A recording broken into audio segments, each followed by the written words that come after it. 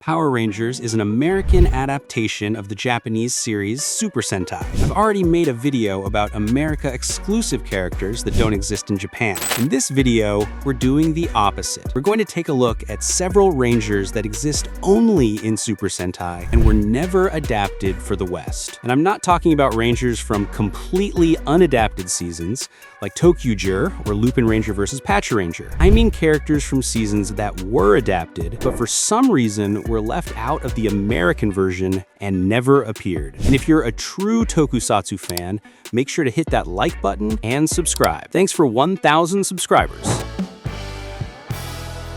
At the height of Super Sentai's 30th anniversary celebrations, Bokanger received a special designed as a grand tribute. The premise is simple yet epic. A temporal enemy named Kronos threatens to manipulate the past and resurrect old terrors, trapping the heroes in a separate dimension. In this moment of despair, a new and immediately striking figure appears, a warrior called AkaRed, whose very existence seems woven from nostalgia, flame, and legacy. He doesn't present himself as a hero with a human past, but as the embodiment of the spirit of all the Red Rangers who came before him, a living manifestation of everything the color red represents within the franchise. AkaRed's arrival works as a narrative catalyst. Instead of merely fighting alongside the heroes, he also steps into the role of a mentor. From there, AkaRed leads a gathering of veteran Rangers who, under his guidance, attempt to stop Kronos. His presence is both symbolic and practical. He embodies the past that empowers the present, while also driving the action forward. What makes AkaRed truly memorable, however, are his powers and the mythology surrounding him. He isn't just an ordinary Red. He can recreate the transformations,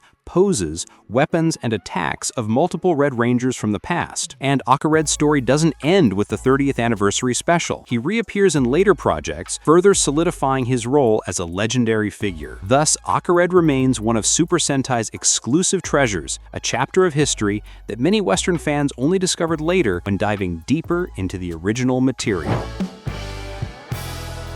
Power Rangers Beast Morphers 2019 was an adaptation that arrived a full 7 years after the premiere of its Japanese counterpart. However, the Japanese version received a movie that introduced us to an alternate team. After the entire main Ranger team was killed by the villain Azazel, Cheetah Nick travels to a place where he meets a mysterious figure resembling God, who offers him a wish since he happened to be the millionth person to die that year. Nick wishes for a world where the great disaster that set the events of the series in motion had never happened. The wish is granted. A new world is created, one where that catastrophe never occurred, and the protagonists lived very different lives. But when a great threat emerges, an organization forms a new team of animal-themed heroes tasked with protecting Earth. Unlike their original counterparts from the other timeline, these new Rangers carry a more comedic tone. This gave rise to exclusive heroes that never existed in the main team. The first is Green Hippopotamus, who appears mid-battle, boldly declaring himself the 6th member. His arrival reignites the team's hope. However, his path is short-lived.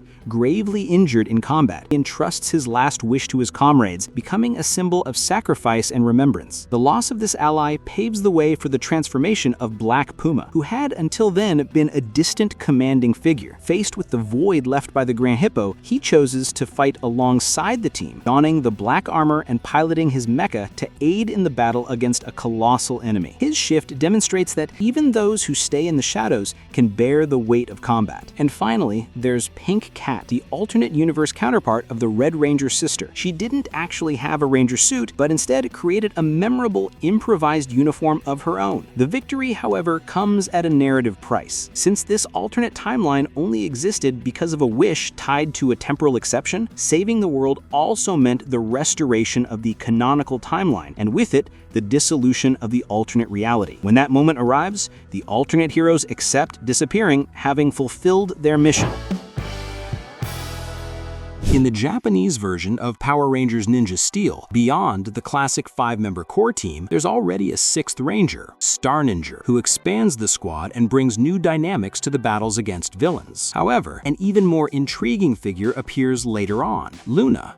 Known as MidoNinger, she represents one of the most fascinating cases of a ranger who was never adapted into the American Power Rangers universe. Her story carries elements of mystery, possession, and temporary heroism that enrich the series' narrative. Luna's journey begins when she comes into possession of the green nin shuriken, granting her the ability to access the powers of MidoNinger. With this power, Luna joins the heroes and plays a crucial role in defeating a rival group. But the big twist lies in the true wielder of that power. It wasn't Luna who controlled MidoNinger, but rather the spirit of Kyumon Shingetsu Kiyoboni. Using Luna's body, this spirit guided MidoNinja's actions, blending the ranger's strength with the presence of a powerful external consciousness, adding layers of complexity to the character. With MidoNinja's powers, Luna, together with Kyumon's spirit, takes part in decisive moments, helping to defeat a resurrected enemy that posed a major threat to the ninja world. After fulfilling this mission, the spirit leaves Luna's body and disappears, bringing her role in the story to an end. Though MidoNinger appeared only in a single movie, the character left a lasting impression, both for the unique design of the suit and the narrative concept of a ranger possessed by a powerful spirit. Sadly, this idea was never carried over to the American Power Rangers adaptation.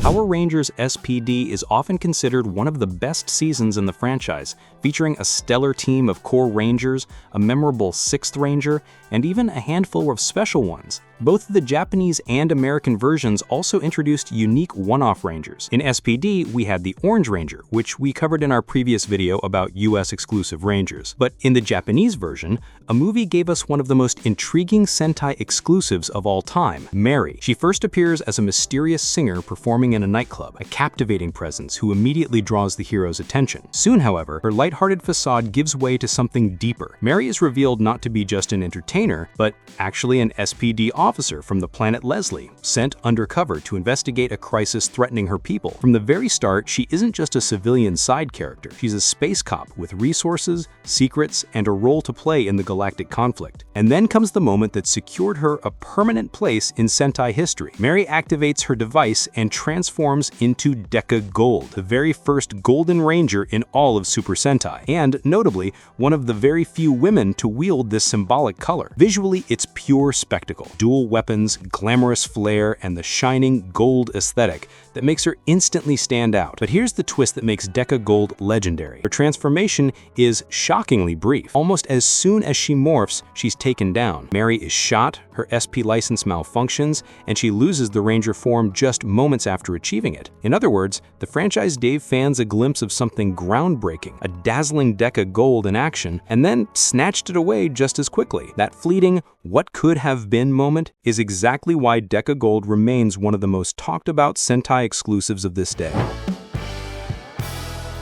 One of the most striking examples is the all-female villain squad, also known as the Kunoichi Rangers. They had colorful costumes, signature poses, mystical powers, and even powerful battle cries. However, despite the fact that the season they appeared in was later adapted into Mighty Morphin Alien Rangers in the United States, these warriors were never brought over to Power Rangers. That means they are exclusive to Japan and remain one of the most fascinating secrets that Western fans only discover when they dive into the original Super Sentai. From the moment they appear, these antagonists feel like something out of a strange folktale. Not ordinary humans, but cats transformed into ninjas by the season's villain to serve as his personal squad. This origin, cats turned into humans, elevates them beyond simple henchmen, giving them a distinctive identity as adversaries. When the script introduces them, the impact is immediate. Debuting as a coordinated unit, they're used to destabilize the heroes both emotionally and strategically. The team's design reinforces this premise. Each one has a floral theme, cherry blossom, lotus, iris, etc., that's reflected in both their costumes and their poses. In practice, this means attacks like barrages of flower petals, teleporting or disorienting mists, and a battle transformation that upgrades them from regular ninjas into combat-ready forms resembling rangers. They also have practical abilities, such as reverting back into cats for espionage missions. In short, the flowery Kunoichi of Kaku Ranger stand out as one of the most fascinating examples of an evil Sentai, subgroup that mirrors the Ranger style but flips it around. AkaRed, a team of antagonists with their own identity, folkloric themes, and corrupted ninjutsu techniques that serve both the action and the series' darker humor. Power Rangers Megaforce premiered in the United States in February 2013. The team introduced to us was made up of 5 Rangers in the classic colors red, blue, pink, black, and yellow, and later on, Robo Knight. However, in the original Japanese season that Megaforce was adapted from, there was also a green Gosei Ranger who never appeared in the American version. That Ranger was Majis, the Gosei Green, one of the most enigmatic and memorable characters of his Super Sentai season. Unlike many heroes who remain throughout the series, Majis' story is brief but deeply impactful, marked by courage, friendship, and sacrifice. He is introduced as one of Earth's guardian angels, with powers tied to marine life, particularly a strong connection to the dolphin, symbolizing vitality and life force. Before officially joining the team, Majis formed a strong bond with Hyde, the Blue Ranger. Their relationship went beyond combat partnership. It was built on trust and understanding, where each supported the other through adversity. The most defining moment of Majis' journey happens during a battle against an alien soldier of the Warstar army. Faced with an overwhelmingly powerful enemy, Majis chose a path that few heroes would have the courage to take. He sacrificed his own life to save his friends and ensure their mission could continue. In a dramatic confrontation atop a cliff, Majis seized the alien and hurled himself off the edge, determined to end the threat. Majis did not survive the fall. His final moments are among the most emotional in the series, as he dies in the arms of his friend Hyde, who is left devastated by the loss. Our next case isn't about a completely new Ranger adaptation, but rather a transformation. Power Rangers Beast Morphers was adapted from the Japanese season Tokume Sentai Go Busters. In the original version, we meet Masato Jin, the Beatbuster. In the Western adaptation, this role was reimagined with Nate Silva taking up the Beatbuster mantle. However, in the Japanese Super Sentai, there's a twist involving the villain Enter, a character tied to advanced technology. From the very beginning, Enter stands out not only for his sharp strategic mind and combat prowess, but also for his ability to create metalloids, mechanical monsters born from everyday objects infected with the metavirus. In a special DVD release, his story reaches an entirely new level of complexity. Enter manages to steal Masato Jin's Morphin Blaster and temporarily transforms into his own version of a Ranger, Enter Beatbuster. This transformation is unlike anything else in the season, featuring additional lenses on the helmet's visor and a flowing cape draped from the waist, giving him a look completely distinct from the original Beatbuster. It's an iconic scene because, for the very first time, we see Enter directly wield the power of a Ranger for himself, approaching the role of a hero, though driven by darker intentions. This transformation, however, never made it to the American version. Enter specifically becoming Beatbuster, complete with visor lenses and cape, after stealing Jin's Morphin Blaster, remains a Super Sentai exclusive, never adapted for Power Rangers. In Power Rangers Dino Fury, we had Void Knight, who served as a central villain throughout the season. He was revealed to be an alien from Rafcon and Amelia's father. In the original Japanese version, Ryus Soldier, the purple armored figure, also plays the role of a villain. However, the show introduces another Ranger who never made it into the American adaptation, Ryus Brown. Ryus Brown is actually Seto, an ancient being who had been dormant and forgotten for centuries, until a paleontologist accidentally disturbs his resting place. When this happens, Seto awakens and begins using the paleontologist's body, speaking through him, guiding him, giving advice, and sometimes even taking direct action himself. He's not just a wise spirit lingering in the background, he awkwardly shares control of the human body, often in comedic ways. At one point, Seto gains access to the Brown transformation, briefly appearing as Ryus Brown. His role, however, is mostly comedic, and his appearances as a Ranger are extremely limited. To make things even more unusual, his suit is simply a recolor of Geisel, the purple armored villain from the same series. Still, despite his short screen time and mostly humorous tone, it would have been fascinating to see Ryus Brown adapted into Power Rangers Dino Fury.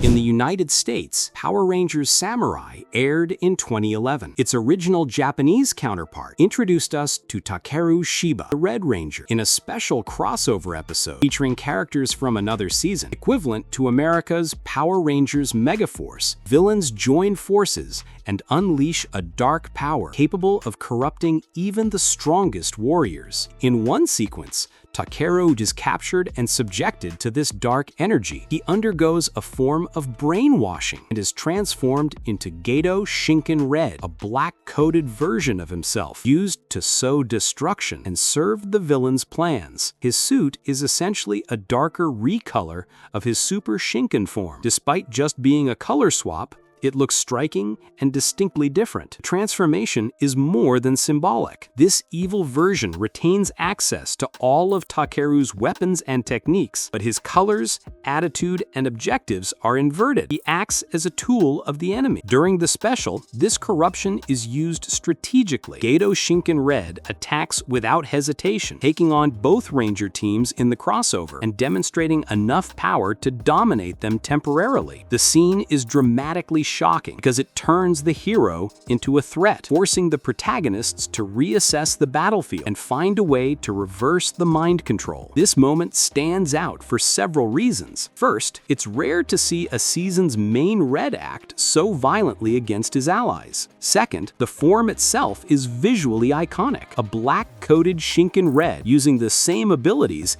is a powerful image. While brief in screen time, the transformation leaves a lasting impact. It turns narrative certainty into tension, brute force, and a need for teamwork to save a friend. The original Japanese season that inspired Power Rangers Dino Thunder introduced 3 core Rangers, followed by 2 additional team members, but there was also a young girl named Emiri Imanaka. Emiri first appears as the typical high school student. When the dinosaurs arrived in another Earth and sent out their call, she was one of the first to feel it, so strongly that she nearly became an active member of the team. Yes, Emiri heard the call of destiny and came very close to becoming the Yellow Ranger. The cruel twist of the story, however, is that her body simply couldn't withstand the transformation. Still, she refused to be just a bystander and became a vital part of holding the team together. This is what makes her so unique. Emiri never received an official Ranger suit, but she adopted the title Abare Pink on her own, wearing a fully improvised uniform, a gesture that is both touching and a little humorous. In episodes where the team needs a simple idea or a quick improvisation, she's the one who comes through. Ultimately, what makes Emiri's story so compelling is this blend of fragility and determination. She reminds us that heroism isn't limited to those in armor. Sometimes it's the person who insists on helping even when it seems impossible, the one who names important items, delivers a perfectly timed joke, or offers a shoulder to lean on after the battle. Her will to help surpasses anything that might hold her back, and she does it with heart. In the end, she may not be a Ranger in the official suit, but she is a Ranger in heart and soul.